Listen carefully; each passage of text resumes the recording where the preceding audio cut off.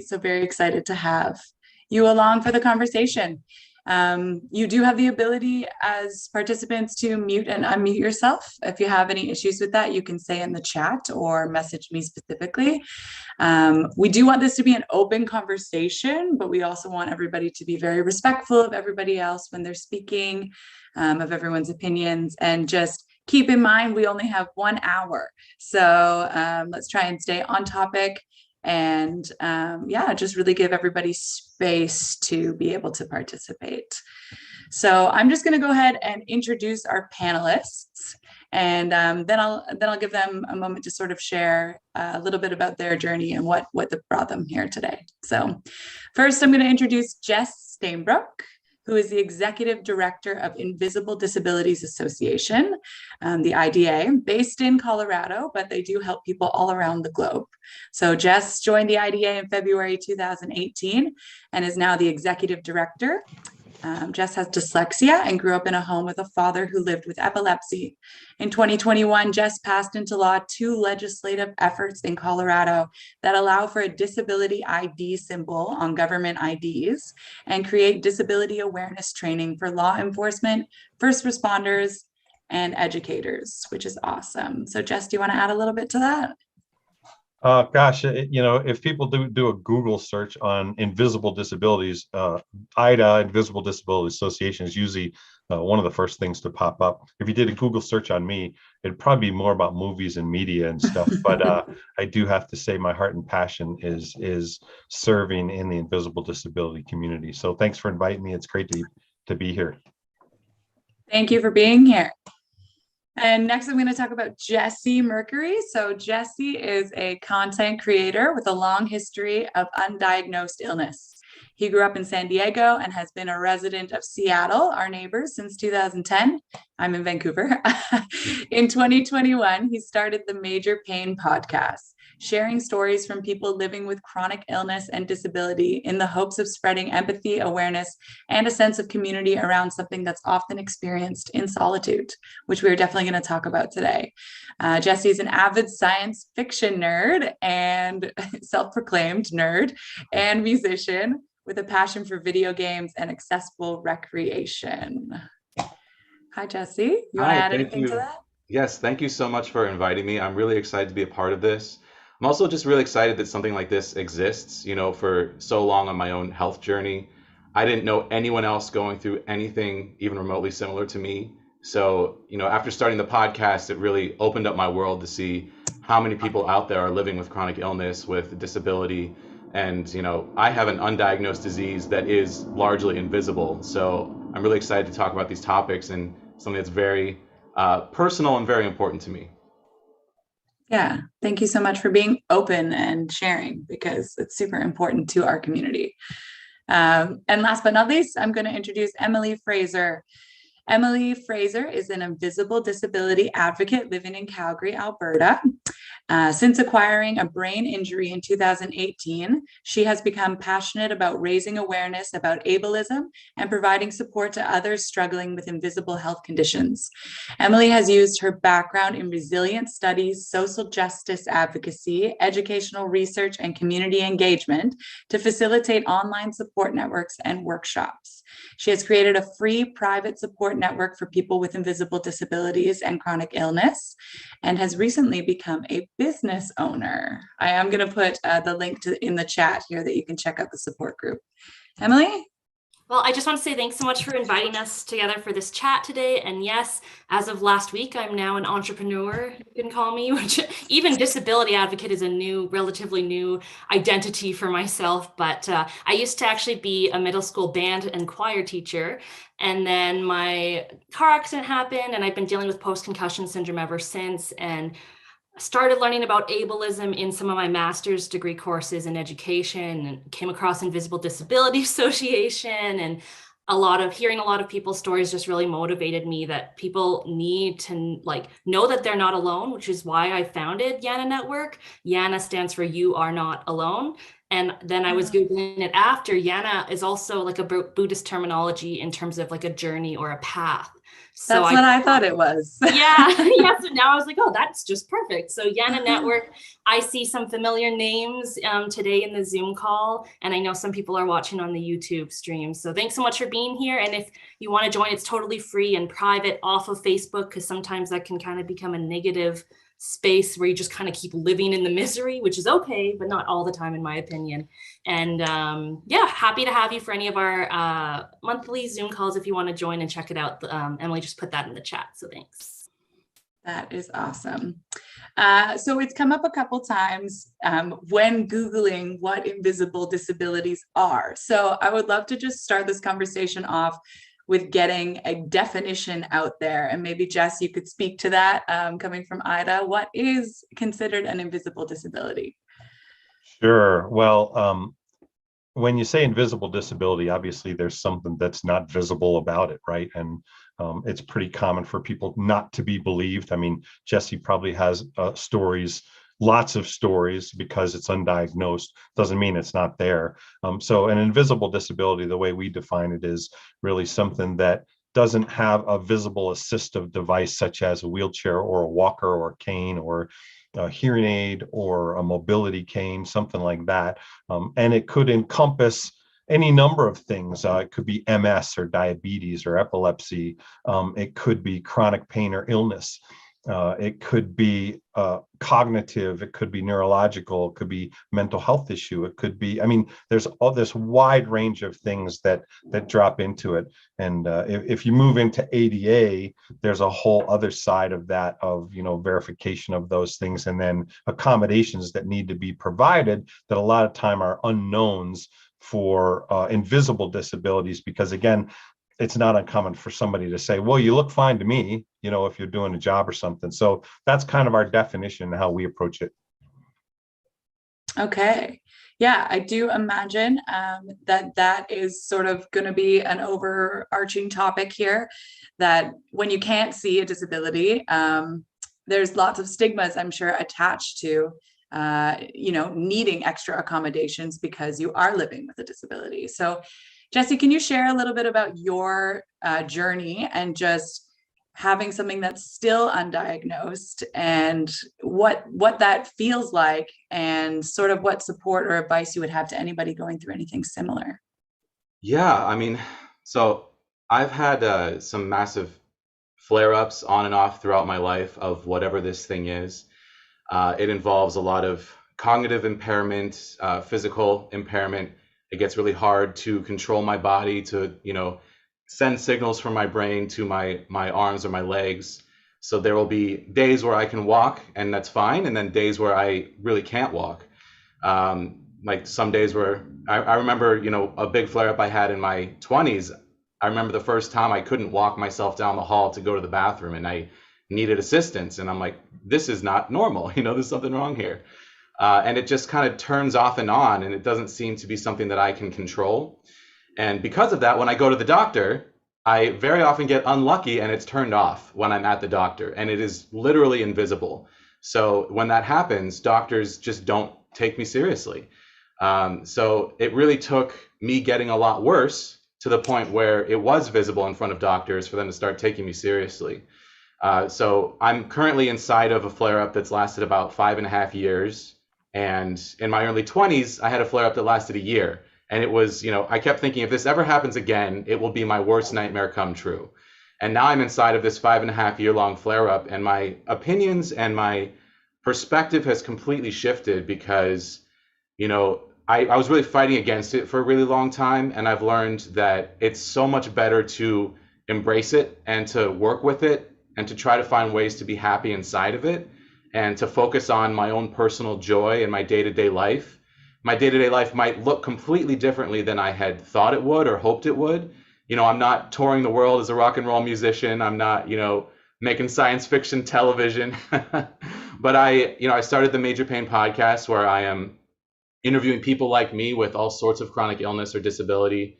And I have a passion project where I'm green screening myself into clips from Star Trek: The Next Generation.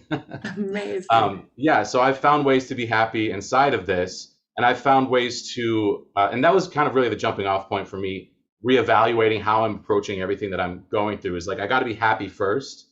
And now when I approach doctors, I have videos of myself on bad days, which is hugely helpful. And, you know, I'm having more bad days where it is more apparent to my doctors what's going on. And over the course of the last year, I started using a wheelchair on some days, which was a huge change in my life for the positive, because all of a sudden I can go places under my own power. You know, if I were walking and my legs would stop working, I'm just stuck. So if I'm in the wheelchair, my arms don't generally stop working. Or, you know, worst case scenario, I have my girlfriend with me, and we jokingly call her my power assist. If ever my arms aren't working, she can push me along.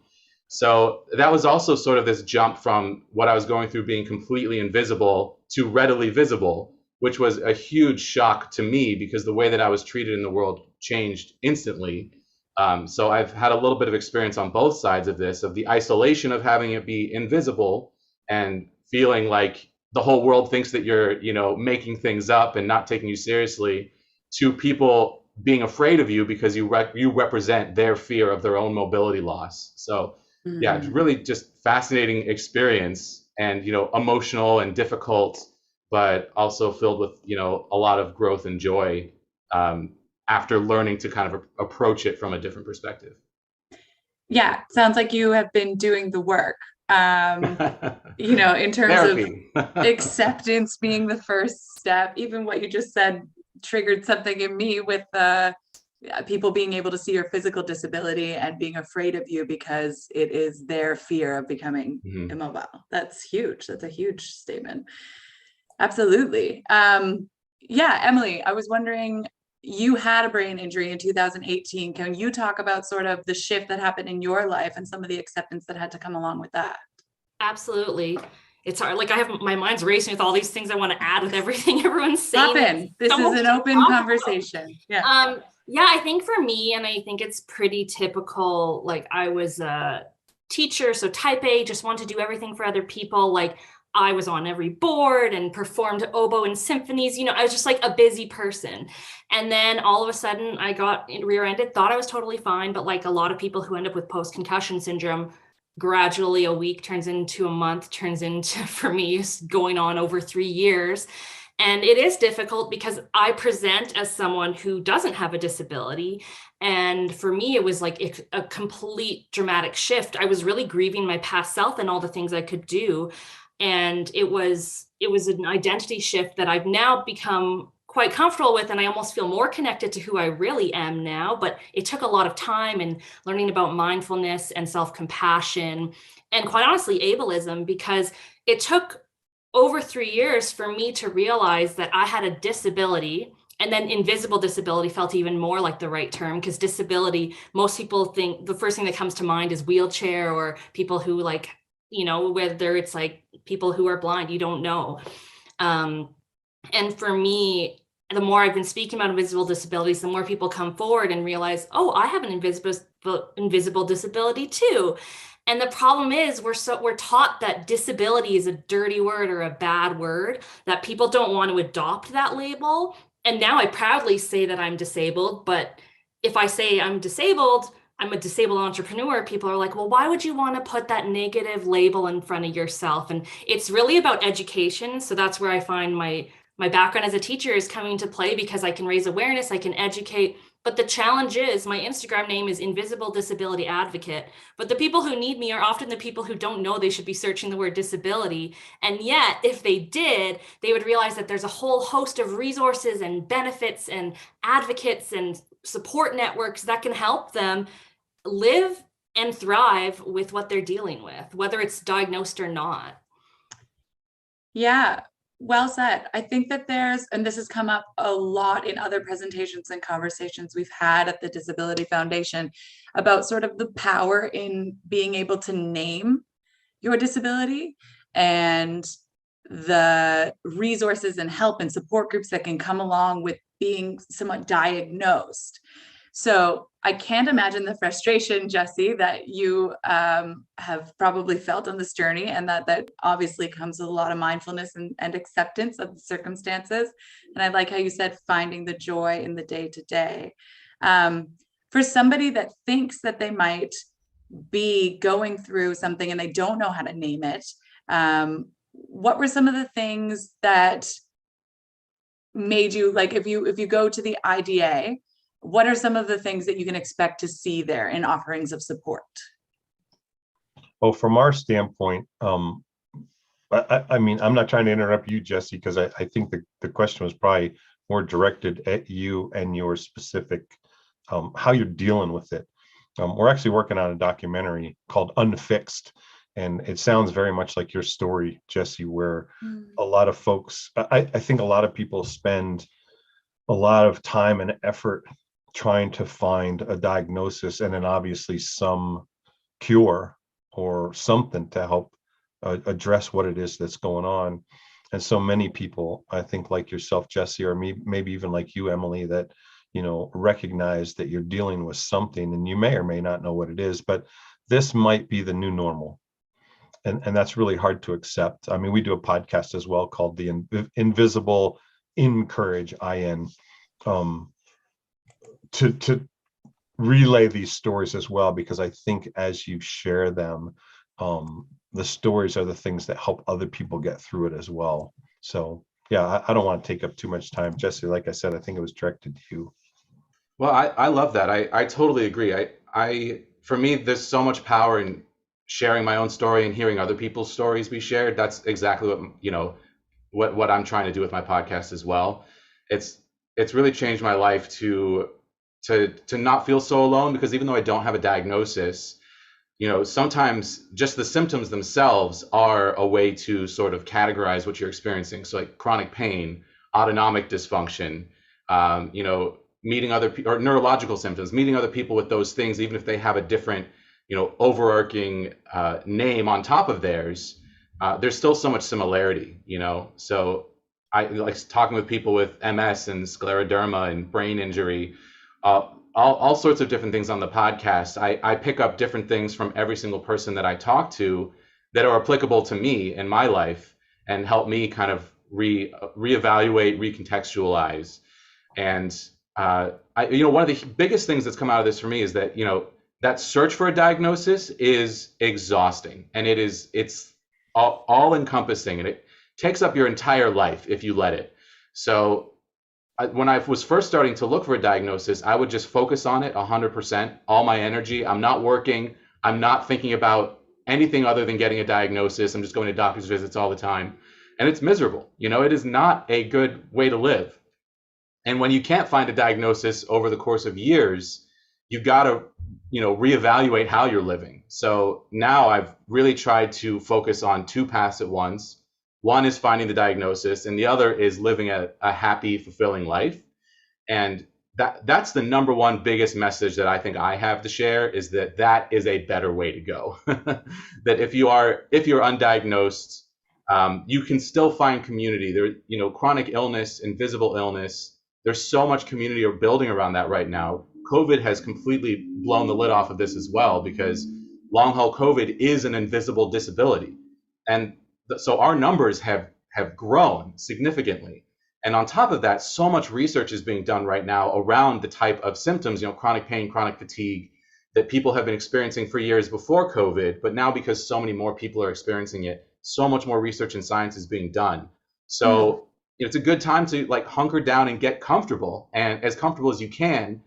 You know, I always say joy is accumulative, and so is stress, and so is chronic pain. You know, the more you experience all of these negative things, the more it affects your body. But the same is true of positive things. So the more positive things you can kind of feed your body with, you know, find your comforts and experience them without guilt, and you know, give yourself permission to find ways to be happy. You'll find yourself being happier and happier, even inside of the midst of something as unpredictable as an undiagnosed chronic illness. So, you know, I hear myself say these things and I think back to who I was 5 years ago, and I'm shocked. And I'm so glad, because it's just a lot more fun. You know, we don't have to be miserable all the time just because we're in chronic pain. Those two things can be separated. It's hard. It takes a lot of work, but it's very possible. You know, I will say about COVID, it's been interesting. I mean, while it's been very difficult for everybody, one of the things that COVID did was I think Jessie said, pop the lid on this idea of what people with invisible disabilities feel like when they're trapped in their home, right? I mean, look at everybody shaking their head, because now all of a sudden, when you say that, people can go, oh, that's what it feels like. Yeah, that's exactly what it feels like. And so again, the awareness has been expanded upon, because people now are like, well, I can't leave and I want to leave and I'm going crazy and I don't know what's going on. And, all this stuff is happening. That's exactly what people with invisible disabilities live with every single day. That's Yeah. so true. And the whole idea that telepresence is now so much more common has made it has been amazing for me, because I've been living the COVID life, the lockdown life, for about 5.5 years, because I haven't been well enough to go to work. And I was so nervous to come here today because I was terrified I'd be having a horrible day where I wouldn't be able to communicate. But this seemed like such an important thing that I just really wanted to say yes and do it. And I'm here, and I'm really glad that I'm here. But there's so many friends that I haven't seen in a really long time because I've been home. And now that everyone is on Zoom, I'm now just like having Zoom hangouts with friends. It's like I could have been doing this the whole time, but it just didn't occur to me because this wasn't our lifestyle. So there have been some silver linings and some empathy built around the whole chronic illness experience because of COVID. And I would, it's interesting because I don't know many people who don't have their diagnosis yet. And in fact, people that I have connected to in the concussion world is, once we get the one diagnosis, it keeps changing. Like, people say post-concussion syndrome isn't even a thing anymore. It's just persistent concussive symptoms. You're going to get better. It's like, well, tell that to the people who are dealing with this years later. But it's almost like your search for diagnosis parallels the search for recovery for people who have a disability where being cured is possible. Like, I've heard about people in the chronic illness space where they get really frustrated when it's like, well, there is no cure, so this is what I'm stuck with. So don't tell me just, you're not doing better yet. Like, that's something I see a lot on Instagram. And yet that's why I hesitated to use the label disability for so long, because I always hope that I'm going to get back to a place where I'm not full of pain. I don't have pain every day, and where I don't, knowing I'm coming on this panel today, I don't have to lie in bed resting to make sure I have enough energy and I energy to be part of it, right? But that's kind of where I found the balance, is like, you can hope to not experience pain every day and still be okay with your diagnosis or whatever it is you experience with your disability. And then in terms of COVID, I actually remember feeling like the most joy I'd ever felt in the first few months of lockdown, and fully recognizing the privilege of saying that, because I know that COVID was a horrible experience for so many who didn't have the financial privilege I do, or who were sick themselves or experiencing homelessness, just the whole gambit. But for me, it was the first time that I didn't have FOMO, fear of missing out. Like, I knew everyone was stuck at home, and I knew that I had spent the last 3 years teaching myself how to find joy in just being still and reading and looking out the window and going for walks and petting my cat. And it sounds like it's weird for other people to realize that because of my brain injury, I now experience more gratitude for my life, for the little things.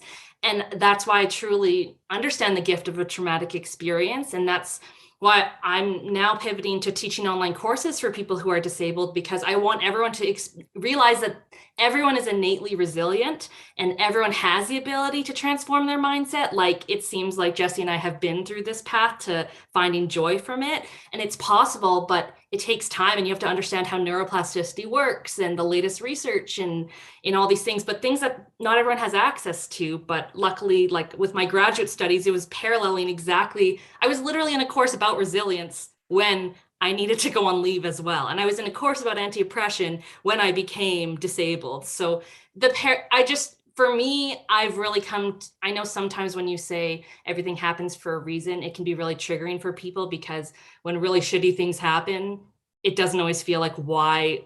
Sometimes it feels like, why me?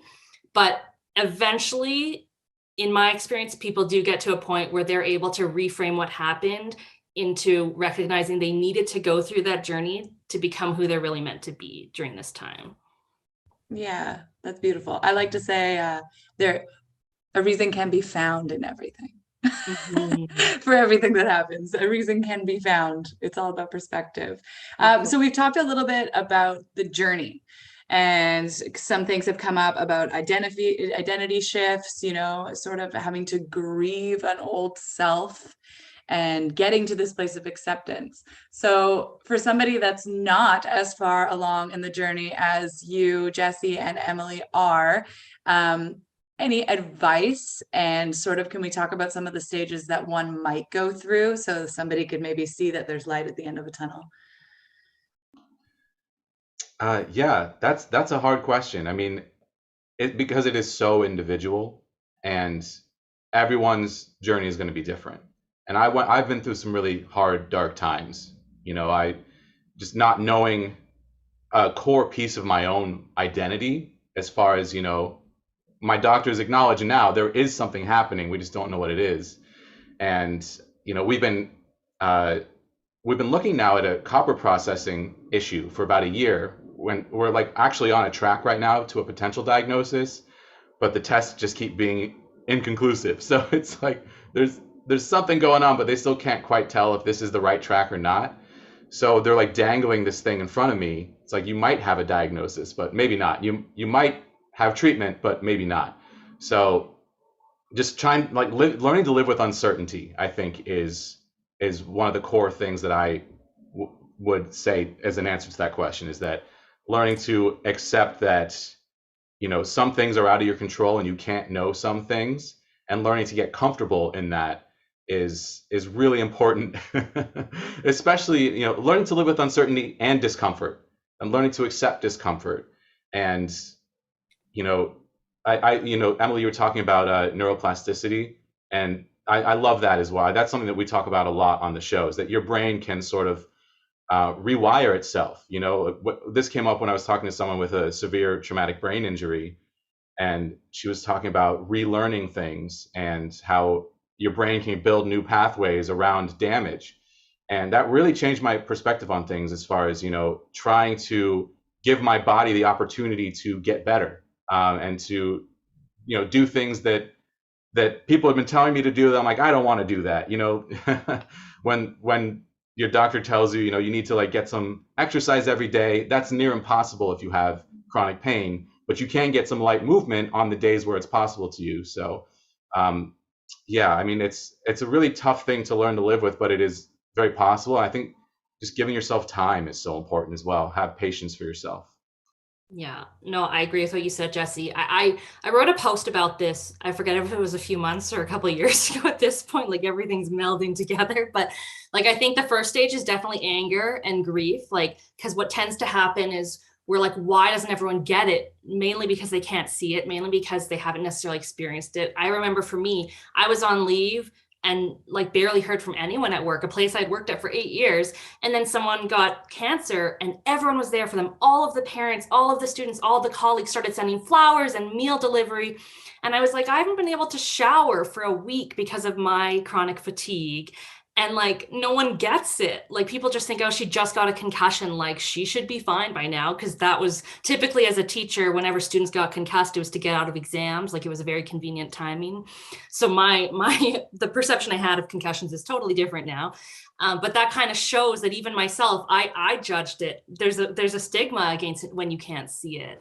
I think then eventually, if things don't recover, you can get into a place of depression. And then if you are able to find community, if you're able to start searching on Instagram and find a Facebook community or join something like Yana Network, if you're able to realize that you're not alone, I think you develop the tools like learning to advocate for yourself. Like, I made a huge realization that people weren't supporting me because they didn't know how much I was suffering, because I was either hiding it or I was faking my symptoms because I didn't want to seem like I was complaining, or I wasn't being assertive enough with what I was asking for. So I started bringing papers to my doctor saying, this is exactly what the symptoms I'm having, and this is exactly how it's affecting my daily life and why I can't return to work right now. And having your health practitioners be on your side and make it explicit for them makes a difference. And I think we're so conditioned, especially women, I would say, to play it small and not actually like outwardly share what we're going through or ask for help.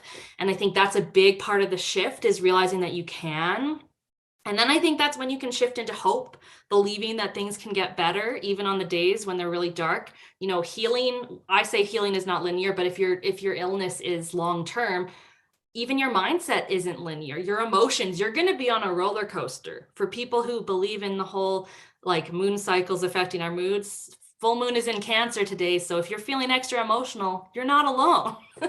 And yeah, I don't know. I think there is a shift. I have found personally that a lot of people who go through something traumatic end up finding something, having to believe in some sort of a higher power. Like I was raised Catholic. I don't go to church anymore. I've really found a lot of solace, if that's the right word, in meditation and spirituality and whatever it is that gives you that hope. Find it and hold on to it, because there's so many different religions or spiritual thoughts or philosophies that can help guide this journey. Thank you for sharing that. That's awesome. And Sarah in the chat said self-advocacy is very important. And I think that is something that is really hard to do, is to begin to ask for the accommodations that you need.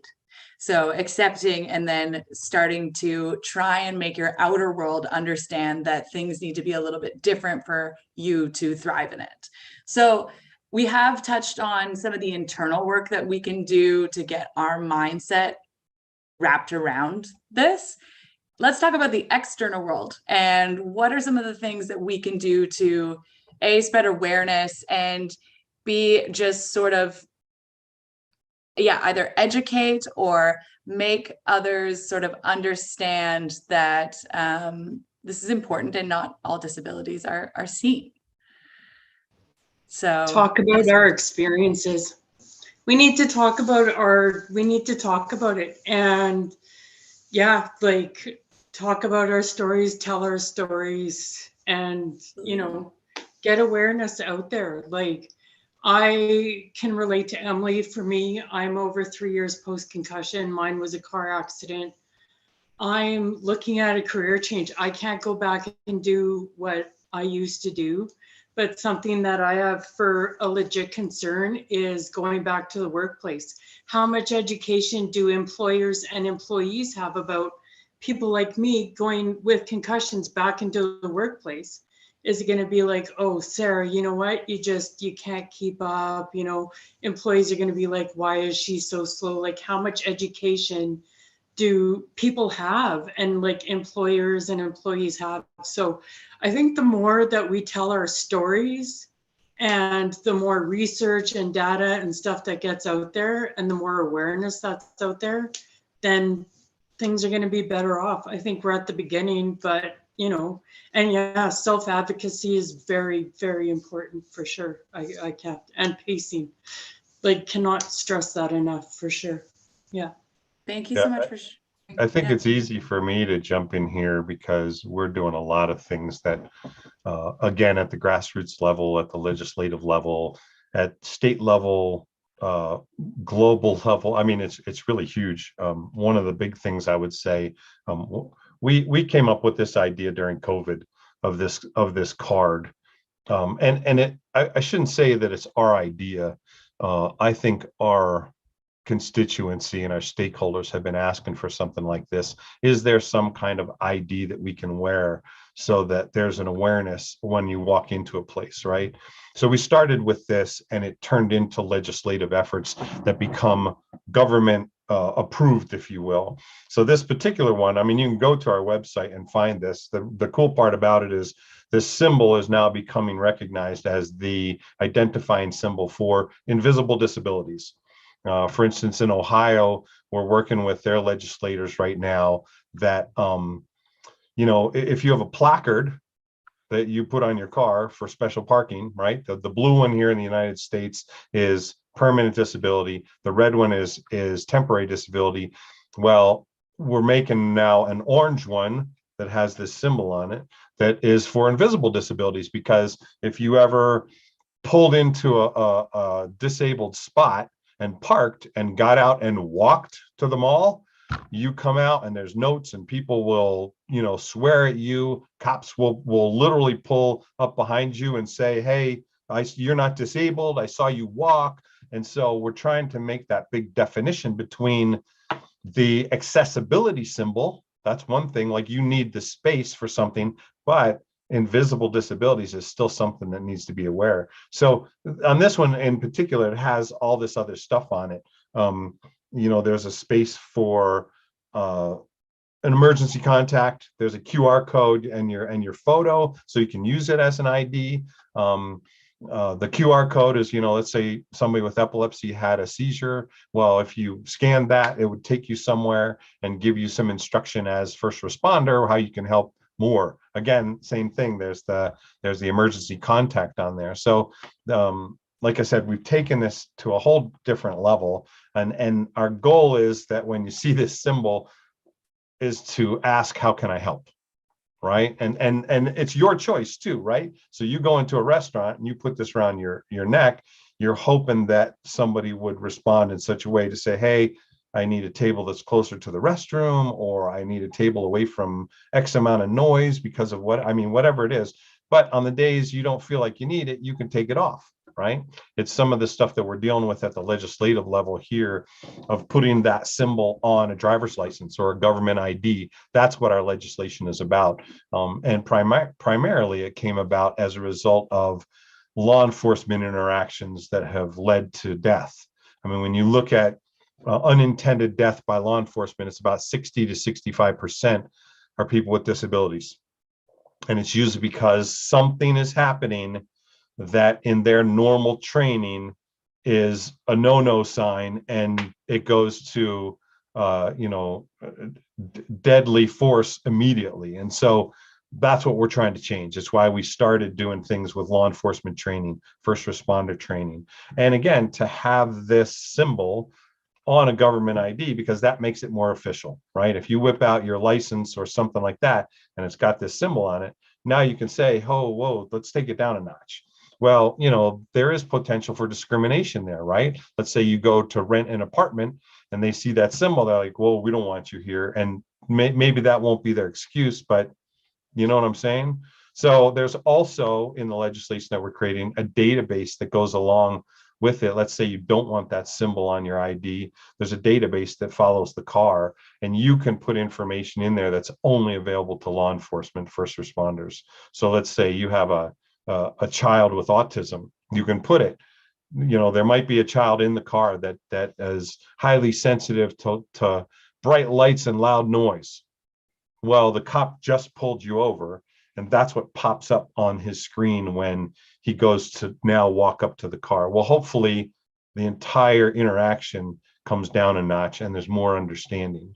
So those are the kinds of things that we're trying to do. I think the storytelling that Sarah was talking about, that all of us have talked about, is key as well, is getting the word out there about what's going on, how to deal with things, and how we can inform more people about what the interactions need to look like when we're dealing with stuff like that. That's amazing. I'm so excited to hear that.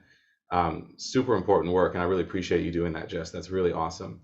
And piggybacking on what Sarah was saying about sharing our stories, it took me years to realize that because what I was experiencing was largely invisible, that I need to tell the people around me what it is and what it feels like. And that's made a big difference. I was shocked to find out that people couldn't see my pain. Like, I'm in so much pain, I think they can see it. And I think they know what's going on because it's so obvious to me because I'm living in it. It's like this maelstrom and I can't get away from it. But they have no idea. They think I'm just sleepy, So being willing to be open and to share our stories is so important, to make sure that people around us, the people that love us, are aware of our limitations and our needs in the moments when we aren't able to advocate for ourselves because we're having a flare up and we're, sometimes it's impossible in those moments to be verbal. So it's important to just have those discussions in your good moments and have that open communication. I know somebody asked I see something in the chat that says, can we get these IDs in Canada? The answer is yes. What we've done, I don't know if you want to let me share a screen, Emily, it's up to you. I can show some different things. We do have an international version and what we call the USA version. They're actually almost exactly the same. It's just a reversal of color. But, so for instance, we know that these grassroots IDs are being used in the UK, South Africa, Australia, Taiwan, New Zealand. There's a bunch of folks that and groups that are interacting with this now. And like I said, what we're doing is we're actually using the grassroots movement of people getting this to then take that to the next level at legislation to say, hey, we already know what this means, and we need you to acknowledge what it means so that we can move forward, right? Yes. Okay. I gave you screen sharing permissions if you want to quickly show that. This is really interesting because real quick, there you go. Is that showing up for you? Yeah, there you go. Yeah. So again, we're not trying to say that, we're better than anybody in the United States. We just happen to create two. Anyone will work anywhere. There's no ID. We have been calling it the National Disability ID here in the States, just so that there's something recognizable that we can talk about. It's interesting because I have actually been in a bunch of conversations with some folks in Canada at the national and federal level to get this ID implemented into place. And I will say, I think I think Canada has a much better grasp of dealing with this stuff than the United States. I mean, there's so many. You're shaking your head. See, I don't know. But everyone thinks Canada has it all figured out. Well, I don't know that all figured out, but it seems like you're more accepting and more willing to have the conversations, where I bump up against a ton of stuff here in the US at the federal level. I mean, one of the first things I did when we started with this idea was to go to Homeland Security as they were doing the Real ID thing, because now you're at the point where states want to have the ability that their license are acceptable as a form of identification for getting in and out of airports. Well, so my question was, well, if this symbol goes on it, is that going to be okay? And the answer was yes. So again, big box we could check right there to move to the next level. But then you got to get everybody at the state level, federal level to go, okay, well, will you put it on an ID so it becomes official? And those are the things that we've been dealing with. That's fantastic work. Can you put a link in the chat about where someone can apply to get one of those? Yeah, for sure. I'll put the direct link in there. That would be fantastic. Yeah. Emily? I love what IDA is doing. I think it's so important. And like, I know there was a petition that was just going around in Canada for create a different accessibility symbol. It's the wheelchair right now, and that's really isolating for many of us. So I think people are starting to talk. I personally feel like ableism and the disability justice movement is the next thing that's just going to blow up. And I hope that everyone here today can help us. We have to start sharing the word, using hashtags, getting people talking about it, so that when I say I'm an invisible disability advocate, people aren't like, what is that? But if the thought of doing this incredible government, federal, international level work that Jess is doing is intimidating to you, please know that I started my Instagram account completely anonymously just to share stories about concussion. And then I found, the more I share my story, the more other people feel empowered, and the more we all help each other. And then we started support groups, and it's just grown.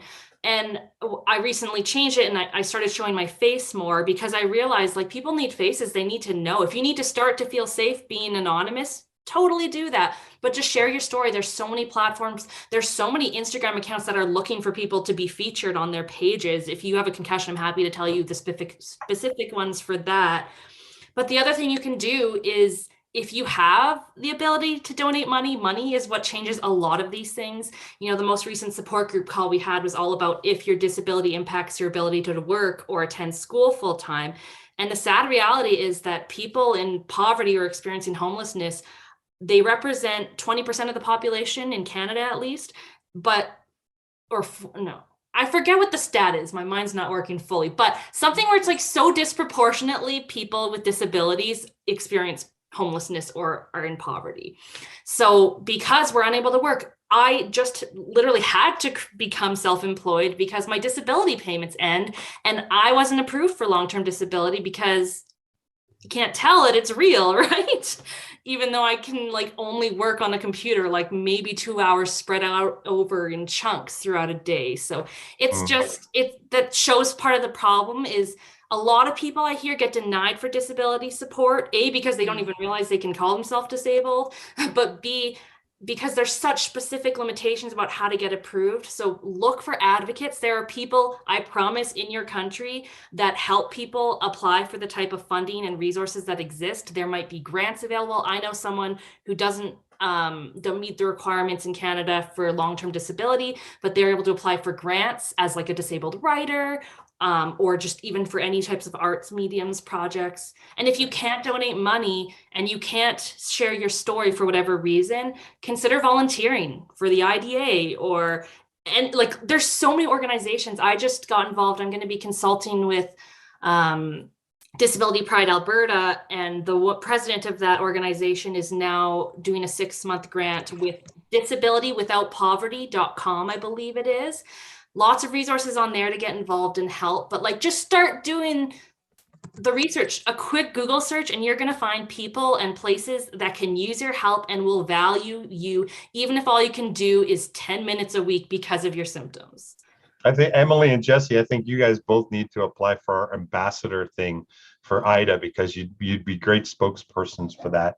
You know, talking about stories, I think is really key, because when you look at the analytics, like Emily was saying, you might be able to put something out in a story format. You know, we have a podcast that started and it was like 4,000 viewers, and I'm telling you, like that, it went to 150,000 because of that. We have about 200,000 followers on Facebook, which tends to be our major platform for the type of audience and people that we're dealing with. Another thing that Emily mentioned is we're about to put on our podcast a program with a bunch of legal experts and lawyers that deal with the disability entry process for SSDI. And that's a totally different, that's a whole other conversation that we could have. But yeah, it's really prohibitive for people to understand and keep people away from it. And we're trying to change that legislatively as well. That's so important. I'm in the midst of the process right now. My first application was denied, and now I'm under an appeal. And they gave me 10 days to submit my appeal, and I got the paperwork after it was due because of the mail slowdowns. So the whole process is kind of broken. Luckily, they gave me another 10 days. But I have no new information because the hospital slowdowns, I can't get in for the testing that I need to have done next.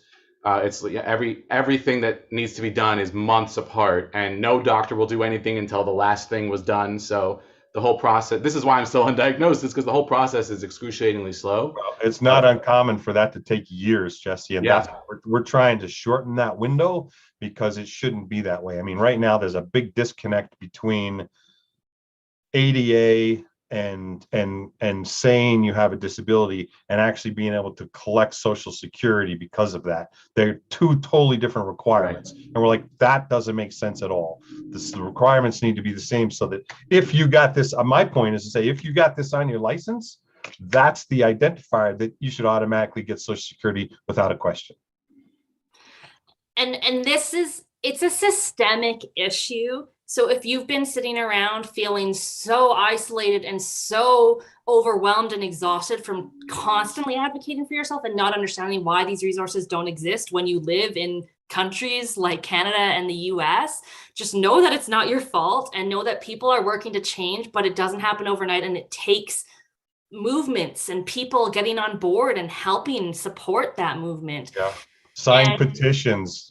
Exactly. Put like on the thing. I mean, again, we're using analytics and metrics like crazy to support everything that we're working on, because your voice matters, you know? Absolutely. And if, you know, in the Zoom call, people were talking about that, unfortunately, a lot of people with invisible disabilities or any disabilities need to do freelance work just so that they can create a schedule that works with their symptoms. And then they're like, well, I know that I'm great at graphic design and website design, but I don't know how to market myself to get clients. So if that's the case, we just created a new section within Yana Network. It's Yana Network. You can access it on your tablet or your desktop, but there's also an app through Mighty Networks on your phone so that it's private. I'm the only one that holds your information, like email and name. And then we've created a section so that you can advertise your business or your services, or my hope is that it'll continue to grow. It just started. I just put this up like last week, but I hope that we can create our own directory of people who can hire each other, and maybe people with concussions get better and go back into the workforce, and then they can choose to hire disabled workers for contracts or different things like that. Because I think disability justice is definitely something to search if this all interests you. Reading the book Disability Visibility by Alice Wong, that was an incredible resource. That's a collection of stories from different people. You will definitely find a story that resonates with you.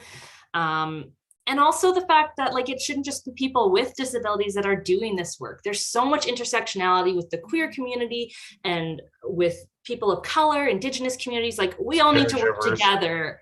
Yeah. We all need to work together. That caregivers is another big Yes. component. I mean, there's a lot of ADA regulations that apply to caregivers. If you have to go take care of someone, there have to be accommodations that are available to do that. Yeah, I mean, people just fall through the cracks of this system all the time. And I feel so lucky that I have the support of family and friends, because if I didn't, I have no idea where I would be. You know, I'd probably be on the street if I didn't have family and friends supporting me, because I have not been able to get any support from, you know, when I first left my job, I couldn't get long-term disability. I was denied because I didn't have a clear diagnosis. And I got a letter saying you're ready to go back to work from people who had never met me. And then when I applied to disability, I was denied my first time, which I hear almost everybody is. But again, I got this letter that said we've determined that you're capable of going back to work. And I'm like, great, show me a job that I can do and I will do it. You know, like I haven't found anything that I can do because I can only work on the days where I am capable of it. And that's why, you know, that's why I've leaned on content creation, because I can set my own schedule. My whole podcast audience knows that if an episode doesn't come out a certain week, it's because my health flared up. But I have been able to, you know, be relatively consistent because I have found ways to get it done throughout the week, you know, work within my limitations. And it's also something that like really feeds my joy and brings me joy. So it kind of fuels me. And we all need something like that as well. So to try to do a job that doesn't fuel me would be near impossible, because if I'm being drained of my limited resources, then I have nothing. I can do nothing, you know? It's like the fact that I can do anything at all is because I'm so careful with my energy resources. And I've spent years sort of figuring out how to use them properly in a way that can be productive at all. And I've seen some real improvement, and I'm so happy about that. But it's because I'm lucky, because I have friends and family who are able to support me. So I just worry so much about the people that fall through the cracks who don't have a support mechanism, because there's nothing there to catch them, because the system is built to ignore almost everybody and only help people when you know, either you've been working at it for years, or if you have, you know, irrefutable proof that you need it. Otherwise, it's, you know, almost impossible to get. Absolutely. And might have just left me. What was this? Is the problem of my memory. It's like sometimes I'm like, what was I gonna say? It comes back. Yeah, exactly. Okay, go ahead. I just wanted to say that I will make sure that all of these resources are also linked on the Facebook and YouTube. But we are doing a perspective series on navigating the care aid system at the end of this month, and it's a follow-up to one that we did last year, and it's super informative from a couple different angles of the care system. So you can check that out. I just put the link in the chat for all of our monthly events coming up. I can't, like, an hour absolutely is flying by. So just really quick, I want, if our panelists could just sort of recap on where they can find you, how they can connect with you, and maybe just a message of hope to some people that might be having a tough time in this right now. Emily? Well, I remembered what I was going to say. It was about spoon theory. If you're relatively new to this whole world, welcome. It's going to be great. But just Google spoon theory, search it on Instagram, like whatever. It's really great for pacing. Think of it as like an energy budget and allocating and kind of picking and choose. You don't have to completely change your life. You can still do what you want. You just can't do it all at the same time. I imagine that's what it's like with, like, if you like sugar a lot. Like, I haven't figured that part out yet, but like, you can eat all the sugar you want, just you can't eat it all the time. Yeah, you can find me on Instagram, invisible_disability_advocate, or you can join our free community, yananetwork.org. I'm actually launching my course, Resilience Reset, tomorrow. So if you want to join, I'm going to open space for 25 people, and then there's 5 spots reserved for scholarships for people who are in financial need. So even if you feel like you couldn't afford it, please reach out to me. I can't necessarily work with everyone one-on-one like I'd love to do. I can't spend hours doing that. So I've kind of devised a system where I can still be a teacher and still work with all of you to hopefully get you moving the needle on your journey. But don't give up. You're not alone. Thank you. Jessie? Yeah, so I'm the host and creator of the Major Pain podcast. You can find us on all of the major podcast platforms: Apple Podcasts, Spotify, Google Podcasts, Stitcher. You can go to the website, majorpainpodcast.com, and there's links to everywhere you can listen, or you can just listen directly on the website. And you can find us on Instagram and TikTok at Major Pain Podcast. And it's just all about sharing other people's stories. I do share my own story as well. And if I get a diagnosis, you know I'm going to make a podcast about it. But yeah, fingers crossed. But each week I ask my guests, what is your major pain? And we talk through their story and their journey. And I've learned so much, and I get so much hope and community and joy. And I just feel, I feel seen, and I want to help other people feel seen through the creation of this podcast. And it's completely free. It's just a resource that I want to create to, to give back to this community and to try to build empathy and awareness and to help other people on their journeys so they won't have to suffer in silence or in isolation. Thank you. Jess? Yeah, for sure. Well, first, thanks to Jessie and Emily for sharing your stories and doing what you're doing, man. It's incredible that, that's the way that we have to get the word out, right? If you're dealing with it, don't be afraid to talk about it. You can find our stuff, obviously, at invisible-disabilities.org on the website. There's a lot of free resources. There's a ton of stuff on there, so don't get intimidated. Just make your way around and feel free to reach out to us if you have any questions or need more things. Some of our podcasts are usually live streamed on Facebook, and you can go back and see them there. We also have a YouTube channel. And again, if you're wanting to get the ID, I put the link in there. And again, that's a big initiative that's having a lot of impact around the world as far as legislative issues and things that we're taking on at that level. So thanks for letting me be part of this. And again, my encouragement would be, don't be afraid to speak up. And like Jessie said, look into the positive side of things. We tend to be like the front porch. People will come to IDA to check in at stuff, and then usually we point them to folks. I mean, if you have MS, we want you to get involved in the MS Society. If you have diabetes, we're gonna to help you go there. But we tend to be that landing place that a lot of people come through, and so we're trying to offer all the resources we can to help people. So hang in there and do well. And thank you, Emily, and ConnecTra Society and Disability Foundation for having us and putting this together. And for sure. the team, it's so awesome to have everyone here. Yes, thank you all so much. I've learned a lot today from all of you, and I feel honored to be included. So thank you so much. Thank you so much for being here, everyone. And really appreciate the work that you're doing and sharing your stories. And it's not always the easiest thing to do, but honestly, that's what we believe in ConnecTra. Share your stories so that other people feel less alone and we can all help each other. So check out our programming on connectra.org/events. I'll put that in the chat again. And we have a perspective series next Monday coming up on parents of children living with disabilities. And at the end of the month, we have one on navigating the care aid system. So we hope to see you at some other events. And yeah, I hope everyone has a great start to 2022. And again, thank you. Thank you so much for giving us your time. Goodbye, everybody. Typical Zoom wave. I've missed it. Yes. Awesome. It's going to stop the live streams.